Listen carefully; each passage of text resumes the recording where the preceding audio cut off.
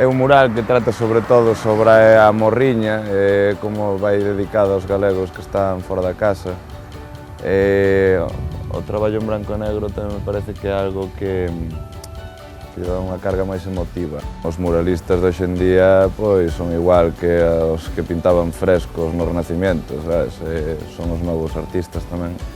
E, bueno, levar o arte á rúa e crear museos na rúa que estén accesibles para todo o mundo, aínda que non enseñen persoas que acostuman ir a museos ou que lles guste un mundo da arte, pero, bueno, o acerca e teñen esa posibilidade de verlo.